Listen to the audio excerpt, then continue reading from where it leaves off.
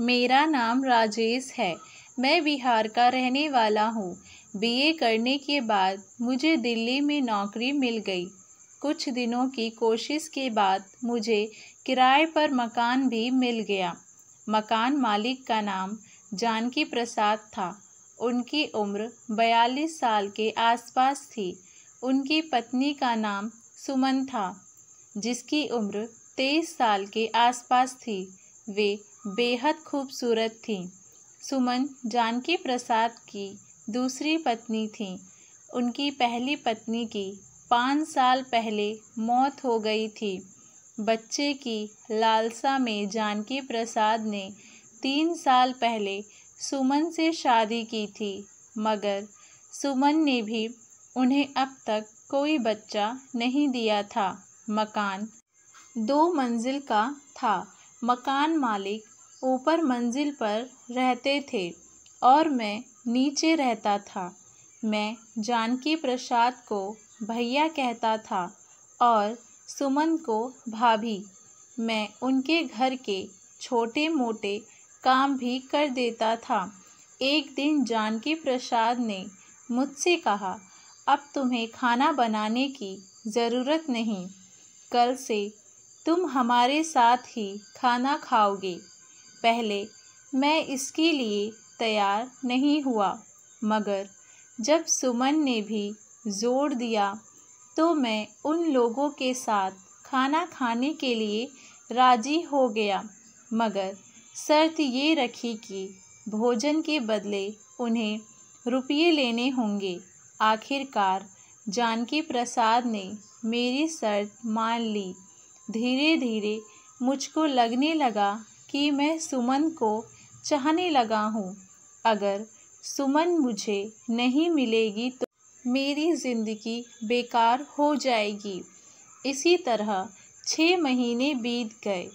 उसके बाद एक दिन ऐसा वाक़या हुआ कि हम दोनों एक दूसरे में समाये बिना ना रह सके। उस दिन रविवार था। मेरी छुट्टी थी। जानकी प्रसाद रोज़ाना की तरह सुबह 11 बजे अपनी दुकान पर चले गए। वे रात के 10 बजे से पहले घर नहीं लौटते थे। वे अपनी दुकान बृहस्पतिवार को बंद रखते थे। दोपहर का भोजन करते समय अचानक सुमन ने मुझसे कहा कि वे उसके साथ सिनेमा घर में कोई फ़िल्म देखना चाहती है। मुझको लगा कि जैसे मेरे मन की मुराद पूरी हो गई हो। हम दोनों ने शाम को फ़िल्म देखने की योजना बना ली। शाम को मैं अपने कमरे में तैयार हो रहा था कि अचानक वहाँ सुमन आ गई। मैं एकटक उसे देखने लगा। मेरी नज़रें सुमन के हर एक अंग को निहारने लगी। बड़ी बड़ी आँखें, पतली कमर, गुलाबी होठ, और उस समय उसने काले रंग का सूट भी पहन रखा था, जो उसके गोरे रंग पर क़यामत ढा रहा था। मैं कुछ कहता इससे पहले सुमन बोली, क्या हुआ? इस तरह आंखें फाड़कर मुझे क्यों देख रहे हो? क्या मैं इस लिबास में अच्छी नहीं लग रही?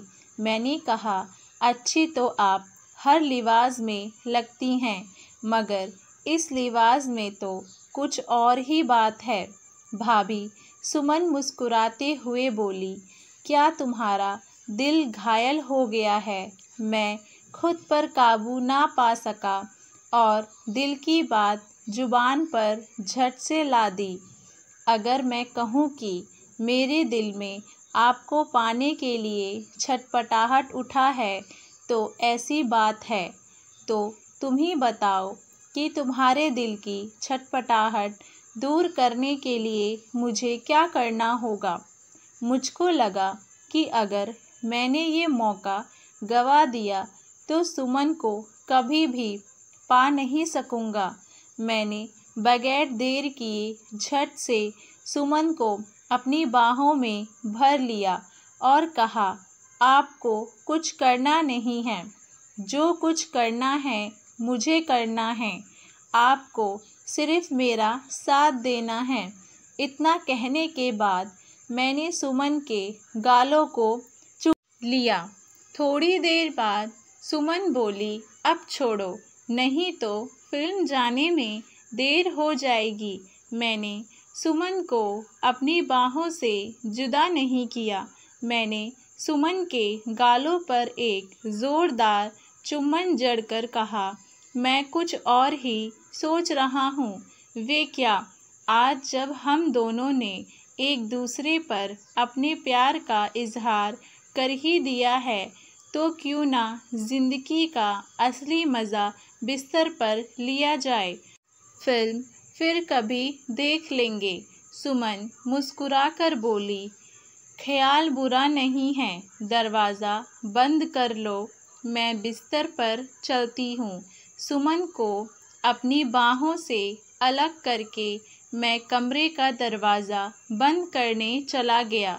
जब दरवाज़ा बंद करके बिस्तर पर आया, मैं धीरे धीरे प्यार के रिश्ते पर आगे बढ़ता गया।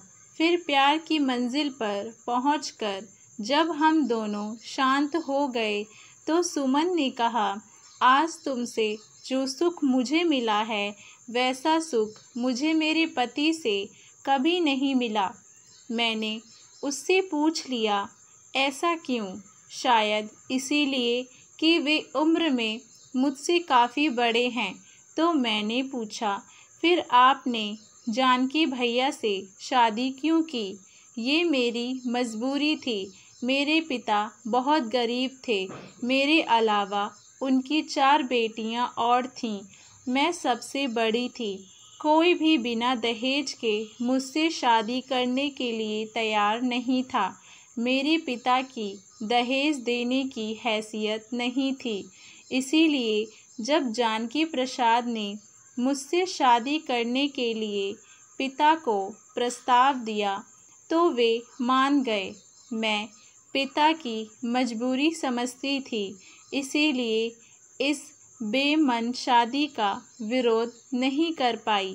मैंने सोचा था कि जानकी प्रसाद उम्र में मुझसे 18 साल बड़े ज़रूर हैं, मगर जब वे मुझे प्यार करेंगे तो मैं सुख से भर जाऊंगी। पर ऐसा नहीं हुआ।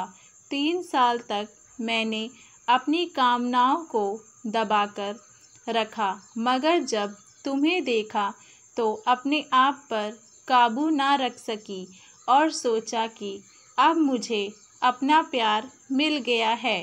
ये कहकर सुमन चुप हो गई, तो मैंने उसे अपनी बाहों में कस लिया। उसके गालों पर एक चुम्बन जड़ने के बाद कहा, मैं सच कहता हूँ भाभी, अगर आप मुझे नहीं मिलती तो मैं जी नहीं पाता। उस दिन के बाद से दोनों को जब भी मौका मिलता, हम एक दूसरे से समा जाते। 2 साल बीत गए। इस बीच मेरे माता पिता ने शादी करने के लिए मुझ पर कई बार दबाव डाला, मगर मैंने हर बार कोई ना कोई बहाना बना दिया। एक बार जब मैं गांव गया तो मेरी माँ ने अपना ये फैसला सुनाया कि अगर मैंने 6 महीने के अंदर शादी नहीं की तो वे खुदकुशी कर लेंगी। ये सुनकर मैं चिंता में पड़ गया। मेरी माँ ने मेरे लिए एक लड़की भी देख रखी थी। सुमन को मैं इतना ज़्यादा प्यार करने लगा था कि किसी भी हाल में मैं उससे अलग नहीं होना चाहता था।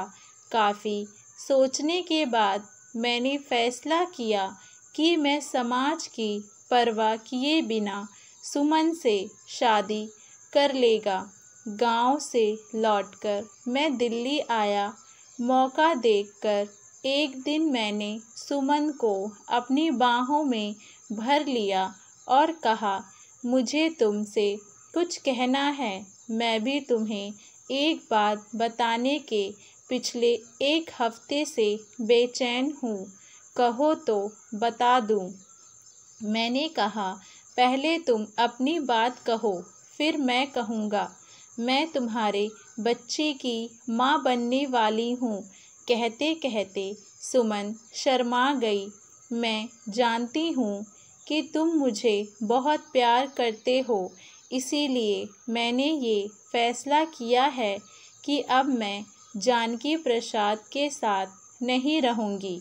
उनसे तलाक लेकर तुमसे शादी करूँगी। तुम मुझसे शादी करोगे ना? मैं खुशी से झूम उठा। सुमन ने कहा कि सबसे पहले वे अपने और मेरे जिस्मानी संबंध की जानकारी अपने पति को देगी और फिर उनसे तलाक की बात करेगी। अगर वे मान गए तो ठीक है, नहीं तो उन्हें नामर्द साबित करके कोर्ट से तलाक ले लेंगे। सुमन ने मुझसे कहा था कि वे जानकी प्रसाद से रात में तलाक की बात करेगी और अगले दिन सुबह वे मुझे उनका फैसला बता देगी। मगर अगले दिन सुबह मुझको सुमन से बात करने का मौका नहीं मिला। मजबूरी में मैं दफ्तर चला गया। दफ्तर से लौटकर मैं शाम के 6 बजे घर आया तो सुमन अपने कमरे में थी। रोज की तरह उस समय जानकी प्रसाद घर पर नहीं थे। सुमन के पास बैठकर मैंने उससे पूछा, तुमने जानकी से तलाक की बात की थी? मगर उन्होंने जो कुछ कहा उस पर सोचने के बाद मैंने अपना फैसला बदल दिया। अब मैं उन्हें तलाक नहीं दूंगी और ना ही तुम्हारे साथ कोई संबंध रखूंगी। ये सुनकर मैं हैरान रह गया। मैंने सुमन से पूछा, ऐसी कौन सी बात उन्होंने तुम्हें बताई कि तुम मेरे साथ विश्वासघात करने पर उतारू हो गईं? उनसे बात करने के बाद मुझे पता चला कि उन्हें मेरी और तुम्हारे नाजायज़ संबंध की जानकारी बहुत पहले से थी। उन्होंने जानबूझकर हमें रोकने की कोशिश नहीं की। उन्होंने ऐसा इसीलिए किया कि उनका मानना है कि औरत अगर किसी मर्द के साथ बेवफाई करना चाहे तो 7 तालों में बंद रहने के बावजूद कर डालेगी। अगर औरत किसी के प्रति वफादार रहना चाहेगी तो दुनिया में ऐसी कोई ताकत नहीं है कि उसे बेवफाई करने पर मजबूर कर दे। मेरे पति ने मुझे ये भी कहा, अगर तुम्हें मुझसे संतुष्टि नहीं मिलती है, राजेश से मिलती है, तो तुम उससे नाजायज़ संबंध बनाए रख सकती हो। मुझे तलाक देकर उससे शादी करने की बात मत करो, क्योंकि मैं तुम्हें बहुत प्यार करता हूँ। तुम्हारे बिना मेरी ज़िंदगी बेकार हो जाएगी। मेरे पति की बातों ने मुझे झकझोर कर रख दिया। आखिरकार मैंने फैसला किया कि अब मैं पति को नहीं छोड़ूंगी। सुमन का फैसला जानकर मैं गुस्से में आ गया। मैंने सुमन का गला दबोच लिया और कहा, अगर तुम मुझसे शादी नहीं करोगी तो मैं तुम्हें जान से मार दूंगा। सुमन ने कहा, तुम मुझे जान से मार दो, मैं चू तक नहीं करूंगी, पर पति के साथ बेवफाई करने को मत कहना। मैं उसके गले पर अपने हाथ का दबाव डालने ही जा रहा था कि अचानक मुझे लगा कि ये सही नहीं है। सही रास्ते पर तो सुमन थी। उसके बाद मैंने सुमन के गले पर से अपना हाथ हटा लिया और कहा, मैं तुम्हें मार नहीं सकता सुमन, क्योंकि मैं तुम्हें दिल की गहराइयों से चाहता हूँ। तुम्हें तुम्हारा पति भी चाहता है। तुम तो एक ही हो। तुम दोनों के साथ तो रह नहीं सकती, इसीलिए तुम अपने पति के साथ ही रहो। मैं कल ही तुम्हारे घर से, तुम्हारी दुनिया से दूर चला जाऊंगा। तुम अपने पति के साथ हमेशा खुश रहना। उम्मीद करती हूँ आप सभी लोगों को हमारी ये कहानी पसंद आई होगी।